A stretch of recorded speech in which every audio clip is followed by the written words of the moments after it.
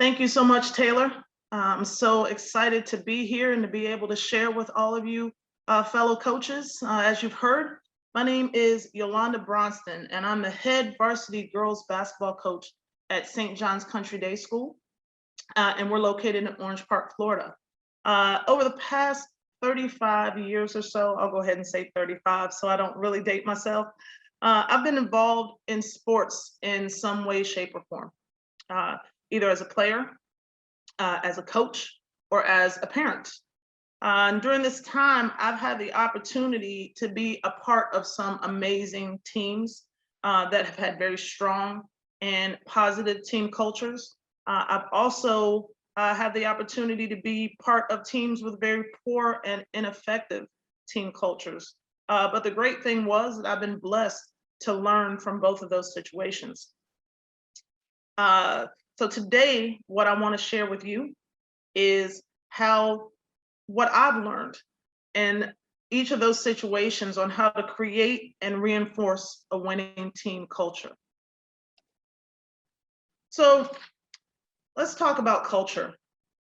A team's culture is all about the attitudes and the behaviors that are shared by all the members of the team.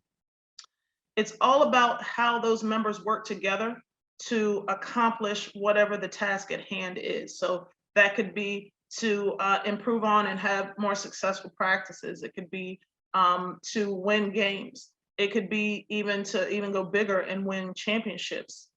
So the culture, which are these attitudes and behaviors that I talked about, can either be positive or they can be negative. So how do you know what type of culture your team has? So I want you to think about this. A good, positive, winning team culture is going to push your team toward its goals, while a negative culture is going to hold your team back.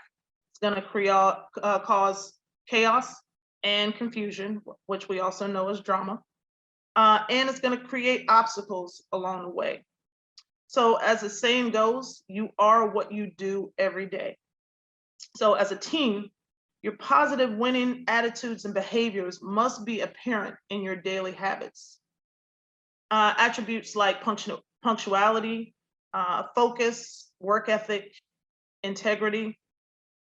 Keeping those same habits and behaviors, no matter who's present or who's watching, is evidence of a positive team culture.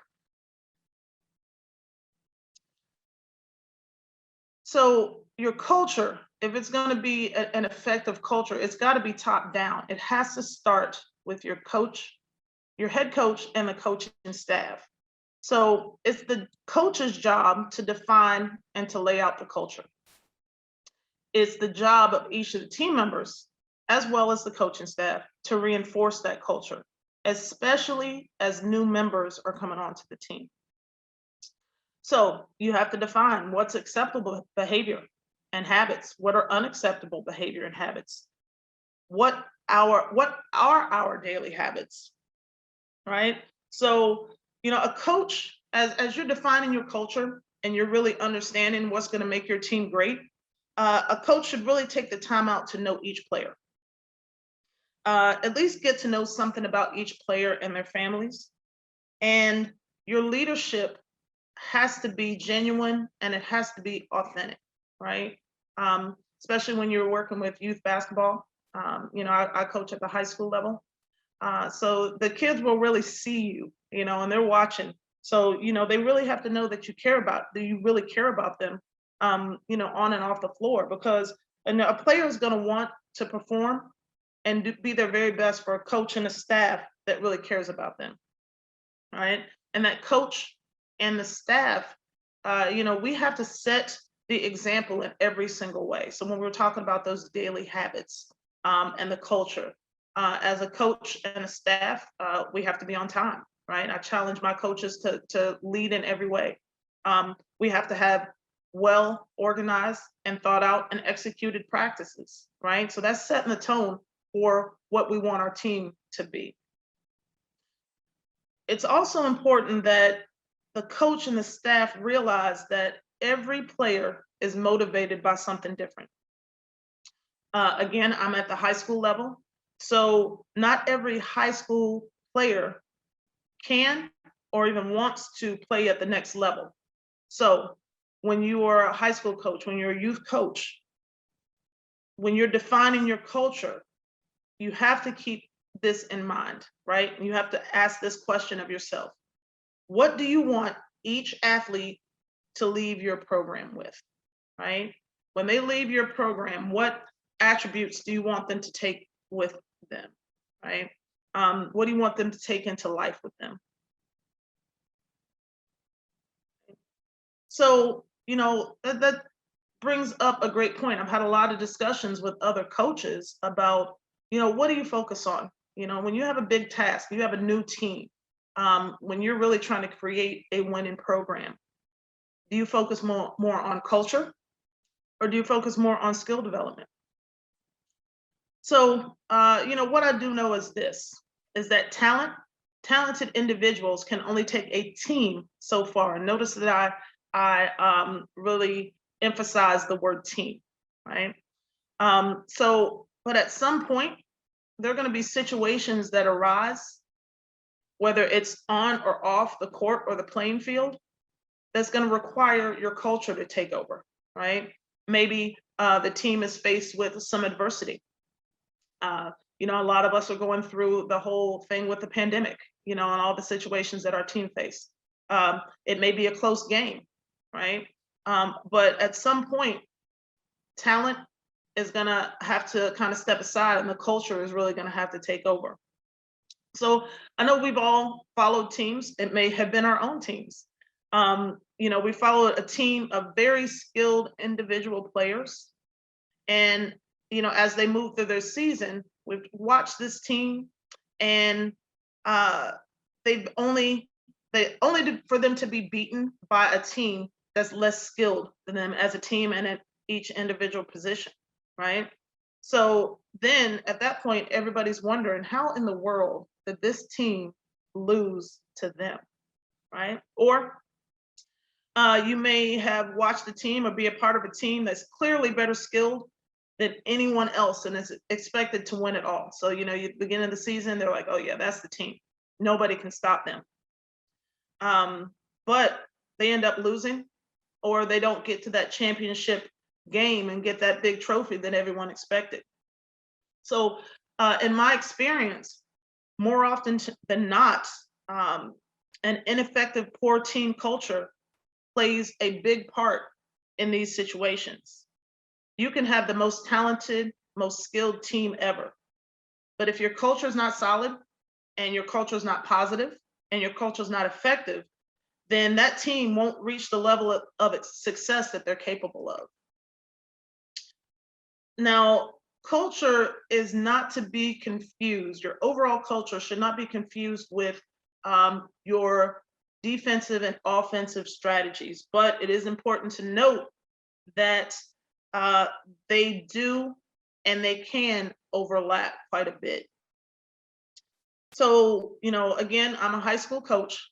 When I took over this program, there was a lot of work to be done as far as skill development and basketball IQ.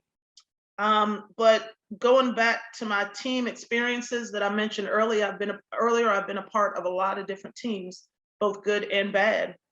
And remembering what worked and didn't work, I decided to focus on building the right culture just as much, if not more, than I focused on skill development and X's and O's, because I knew that in the long run, a strong culture was going to end up paying off in some way, shape, or form, right?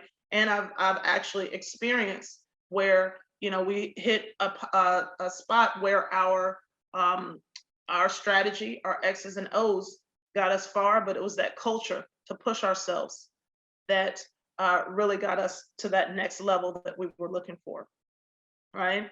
So, if you have a highly skilled team and a poor, unstable culture, again, it cannot equal overall success, right? So a strong culture, right? When you have a strong and winning culture, you have to have defined rules and guidelines, right? So in that positive culture, the rules are the same for all the members of the team. It is extremely important that leaders and coaches be consistent in reinforcing the rules, no matter who the player is, right? I know we've all either seen or experienced situations where there may be that top player on the team and that team that we, really need. And, some coaches are tempted or even do bend or break the rules just to keep that player from leaving their program. Now, there are always going to be exceptions, to different rules on the team. For example, one of my rules is, we're punctual. We're early. If you're not early, you're late, right? But, there are situations where that player might have tutoring or they may have a family situation. So really that's left up to the coach's discretion. But what is extremely important to remember is that the culture does not change because one player can't or won't get with the program, right?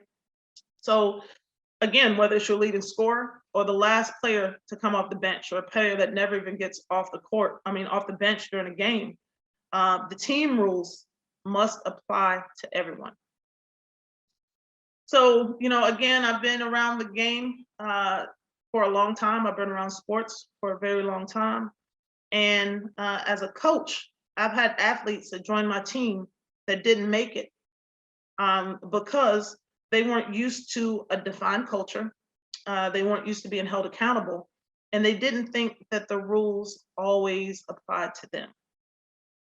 So, as a coach, again, it's important to remember that there's sometimes, there are going to be some times where those players won't cut it and they simply don't want to follow the rules. So no matter what that skill level, going back to whether they are the top player or not, even if they are phenomenal, if I have a player and she can come in and she can drop 50 points a game, they still must be held accountable. And as a coach, right, keeping that culture consistent, you have to be okay with the fact that they may leave your team because of it, right? And it's tough and it's hard, but you have to be okay and you have to be consistent because you could end up losing the rest of your players because of your lack of consistency with one or two. And in the long run, you're going to realize that these players, they're not good for your team and what you're trying to accomplish anyway. So it's best that they do, in fact, move on. And it goes back to the question that I posed a few minutes ago. Really, what do you want these players to leave your program with, right? Are you preparing them for things that they're going to see in life, situations they're going to see in life? So that's so important to keep in mind. And as a high school coach, this brings me to another very important aspect of building a winning team culture. And that is the parents. Parents are extremely important when it comes to high school and youth sports, right? So, at the high school level, parents play a big part in your program. And it's extremely important that the parents understand the program's culture right up front, right? So the parents really have to understand what is the culture of the team that my daughter or my son is playing on. The same way that there are rules and guidelines for the players, as a coach, you have to set the same for parents, right? That level of parent involvement and the level of parent buy-in can either make or break the culture of your program. So before the season starts every year, and there have been a couple times where I've had 2 parent meetings, but before the season starts every year, I have a parent meeting for returning parents as well as parents of the new players that are coming onto the team. So during that meeting, I share with them the expectations for the team as a whole and for their individual players. I also discuss the rules and the guidelines for the parents. It's always an interesting conversation. So for example, one of my hard and fast rules is I do not discuss playing time with parents, right? I'm a coach at the varsity level.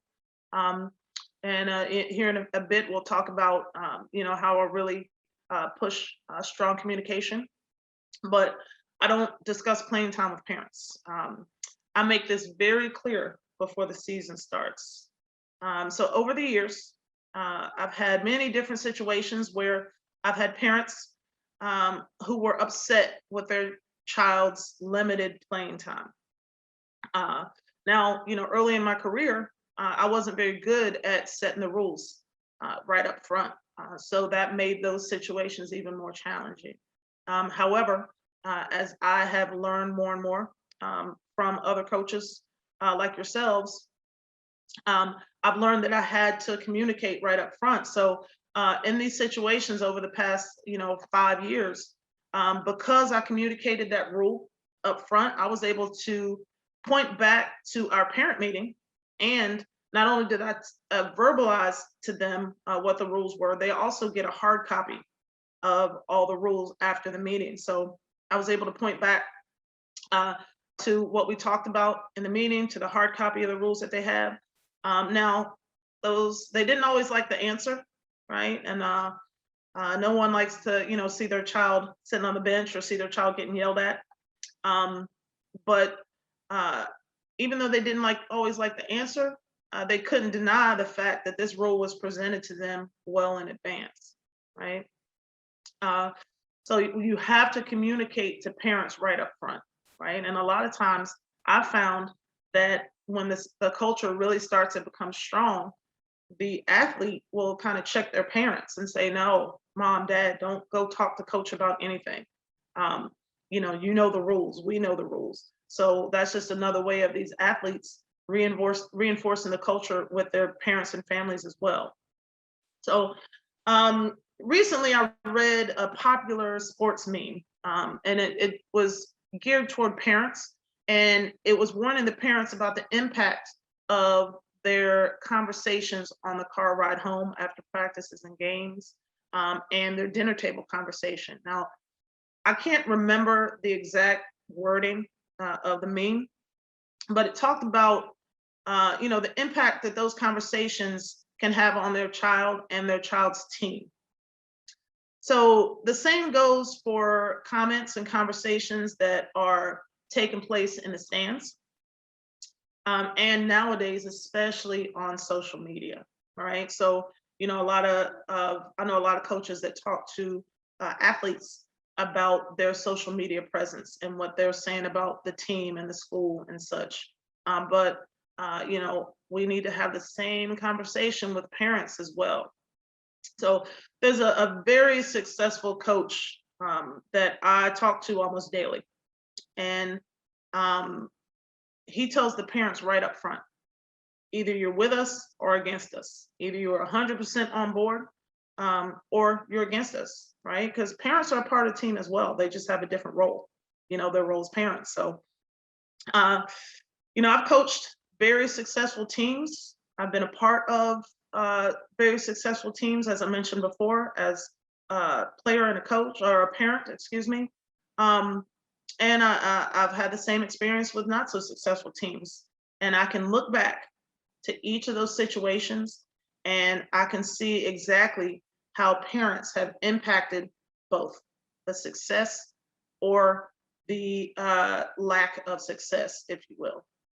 So, it's very important to have those conversations with parents up front, right?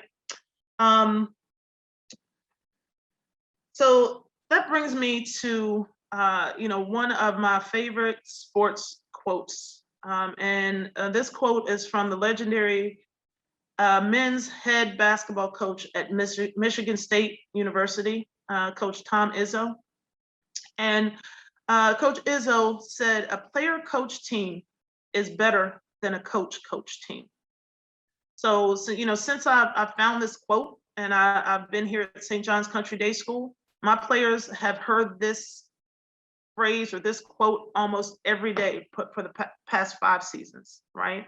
And this quote really speaks to culture. A player coach team is better than a coach team. And as I moved into this role and started to define the culture of our team, this quote has always been top of mind, right? So, as I mentioned before, when I moved into this job, um, I had a lot to do. I had a lot to build. I had a lot to define, and I knew that it is each team member's job to reinforce the culture that has been defined. So while the culture was defined by me as the leader and the coaching staff, we have to remember that leadership, accountability, encouragement, and positive examples do not and should not always have to come from the top, right? So it has to come from the team members to other team members as well. And we strive to be a player coach team. So a great example, so this is when I knew that, okay, we're doing something right, right? We hadn't, at this point, we hadn't really broken through and, won anything significant. But this is when I knew that we were on the right path. So I was in my third season as the varsity coach here. And I had another coach come to talk to me about something that he had witnessed in the gym with my team. So he came to find me and he was like super excited. And he's like, Coach, the level of discipline that your girls have is amazing. And he was just so impressed. So he was telling me, he was like, I sat there and I watched them set the gym up for practice.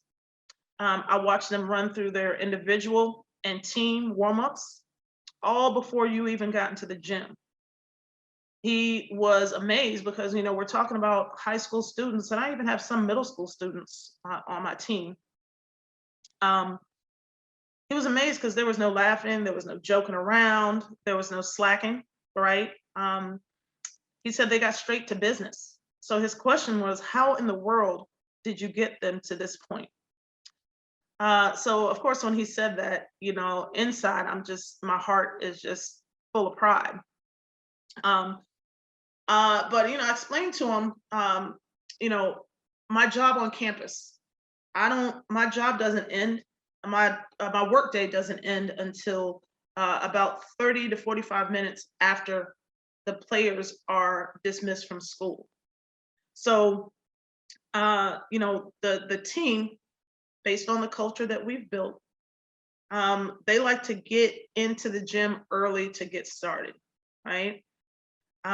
We have a whole pre-practice routine that they're responsible for completing before practice starts. And each of them have skills that they want to get extra work on. So that time before practice is their time to get into the gym and get all of this done. So, again, when I hear this from someone else, from another coach that I know and respect, it really let me know, and I relayed this to the girls, that we're doing something right. That's what culture is all about, right? I wasn't even in the gym and they got straight to work. So that is a direct reflection of the culture that we've established. And that culture is ingrained deeply in our daily habits, right? So so far, I've talked to you all about what a culture should look like and what you should do, and what it's supposed to be, right? So let me tell you about the things that I've actually put into the inner workings of my program, the things that work for us, right? So all of these things I've told you, I'm not just talking about them, I'm actually trying to be about them as well, right? So I posed a question earlier, right? When you're talking about defining your program, defining your program's culture, you have to think about what you want each player to leave your program with, right? So I know that I want each young lady that plays for me to leave my program with several key things. First and foremost, confidence, right? I want them to be able to walk into any situation in life with their chin up and their shoulders back and be as confident as they possibly can be. I also want them to have the ability to be the leader, as well as understanding what it means to be led. That's very important. I want them to have a strong work ethic, right? Sports is an amazing way to teach a strong work ethic, right? You really have to work hard for what you want. I want them to leave my program with strong communication skills, right? And I want them to leave with overall mental toughness. As I mentioned before, since I'm at the high school level, not every high school player can or wants to play at the next level. So I know what these 5 things, right, that I want them to leave with, whether they play basketball after high school or not, these skills are going to suit them well in their careers, in their relationships, in their families, and in everything that they try to accomplish in life, right? I want them to walk into any situation and be able to draw from the strength and the confidence and the courage and the work ethic that they learned from their time with Coach Yo, right? And it's not even, that this doesn't even apply just to the high school level, right? I've had youth players, that were elementary school or middle school when they played for me, have come back to tell me what they learned in that time with me and what they've taken into their high school career and even into their college career. So that's extremely rewarding. And again, it just goes back to culture, right? And what we try to do with our athletes every day. So that's what I want to leave. I want the athletes to leave my program with. But again, we also mentioned earlier daily habits, right? So it's all great to talk about those 5 things, but what do we instill in our players, myself and my staff, to make what are they doing every day, right? What are we instilling in them to make them want to work every day to achieve those things? So these are habits that I discuss often with them. So, we'll be in practice and something will happen and I'll blow my whistle and stomp and say, okay, this is another life lesson from Coach Yo, right? They don't call them life lessons. They refer to them as my soapbox moments. So apparently I have a lot of those. But that's when, it's my opportunity, it's my chance to talk to them and, stop play and stop what we're doing right now and show them about what they're learning they can take into life and apply to life. So on my soapbox moments, I talk a lot about, first of all, being on the court and ready to go at the very least, 15 minutes prior to start time. Often, nowadays I'll have players, I have players that have been with me for 5 years, right?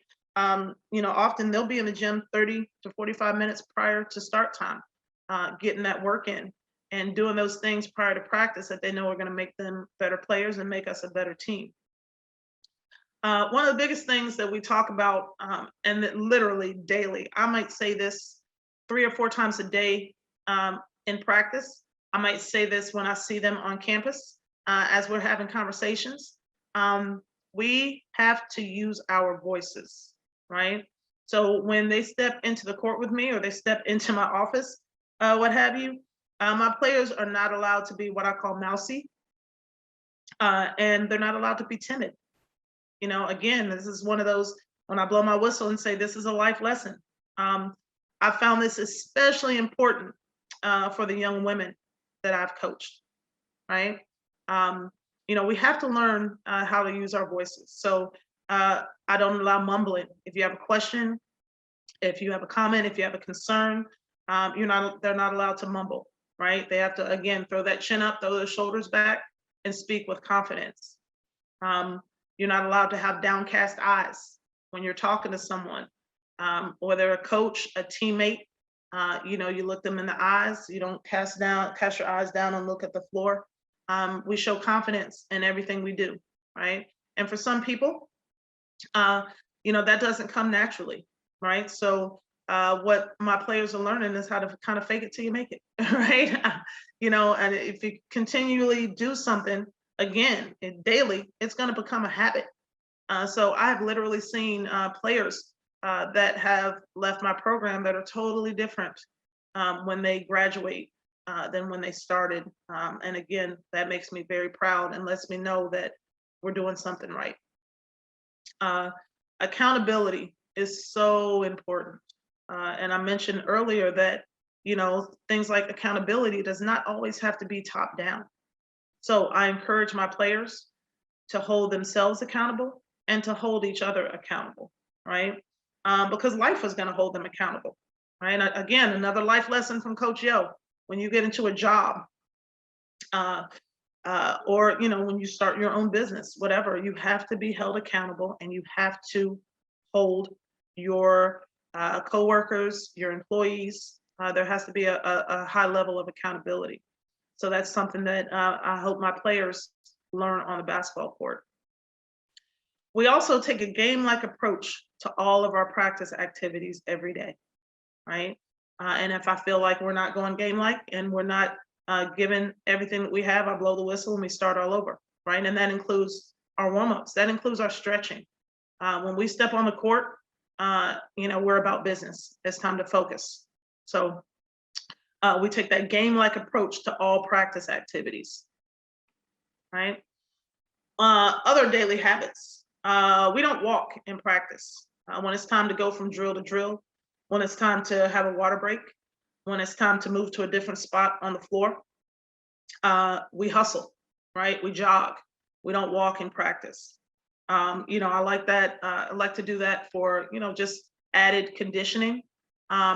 But also it creates a sense of urgency. Again, we're on the court to get things done. So next, individual film sessions via Hudl, right? We have team film sessions. We get together during the season, prior to games as we're preparing for games. But another thing that has really been instilled in each of our players is the importance of film study. Not only to study other teams that we have played and will play in the future, but also to study themselves, right? There are times where I sit and watch film with an individual player, and we use that to determine what our individual workouts are going to be, what they need to work on in that pre-practice time before I walk in the gym. So each of the players have their access to Hudl, have their logins. So, what is great is, like, even right now, we're going into fall ball, and we haven't even officially started our season. But I can log into Hudl at any time and see how often and how long each player has been in there and watching film and watching themselves. So again, this just really speaks to the culture that we've built. Getting extra work in, both individually or partners with a partner, right? They know what they need to work on, again, from watching that film and from conversations we have in practice. So part of our daily habits is getting in that extra work, right? And that includes conditioning outside of practice. One of the things that we talk about all the time is that the better conditioned athlete always has the advantage, right? So when you build that into your culture, again, that's one of those things where culture can take you to that next level as far as being well-conditioned athletes. That talent may not be able to get you to, right? So from day one, we have referred to our culture, our daily habits, as championship mentality, right? We got it put on a t-shirt and everything, right? That's what our culture is. That's our championship mentality. So when I'm, running around the court, screaming or, talking to them, other places on campus, I'll talk to them, are you showing championship mentality?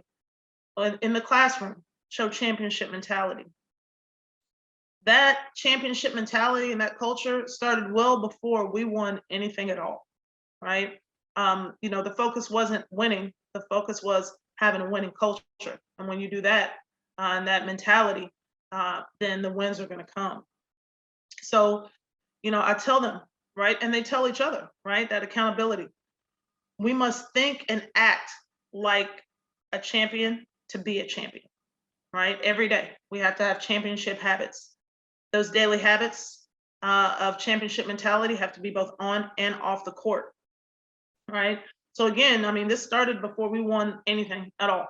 And I truly believe because our culture has become so strong that really the best is yet to come for our program.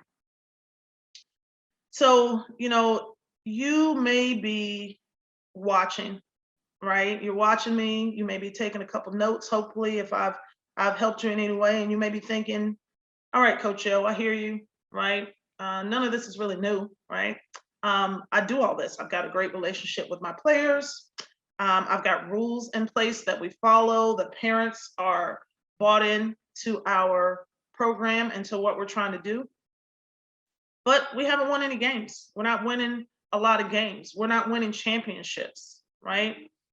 Believe me, I have had the same conversations over the years. Sometimes I still do. And I've thought the same way, right? But I had to learn that sometimes I have to look at success from a different angle. And I have to think about what really defines success, right? I thought that the only way that people would see me as successful, or that I would feel successful, or my team would feel successful, was strictly by getting hardware, trophies, accolades, right? But I mentioned earlier, I want you to think about this, keep this in mind. We have to think, as coaches, what really is success, right? So I mentioned earlier that you have to think about what you want each player to leave your program with, right? So, I said when you're defining your culture, you have to be able to list everything you want them to leave your program with, right? So if you can look at each graduating class, right? I just want you to think about this. If you can look at each graduating class, or each player that has left your program for one reason or another, maybe they transferred to another school, maybe they transferred out of state. And if you can look at them when they leave and you can see their growth, and you can think back to that checklist and you can check off all those things on the list that you wanted them to leave with, then Coach, I have to tell you that you're already winning, right? You're winning. The trophies, the championships, the accolades, those things are already going to come, right? They'll come with time. But if you are, teaching these athletes to be better young men and young women, that's what it's all about, right? And that defines our success. So I want you to keep in mind, Coach, when you have those things in place, trophies, championships or not, you're already winning. Right. So I hope that I've been able to, share something with you today that you may have not already thought about. Like I said, I haven't reinvented the wheel.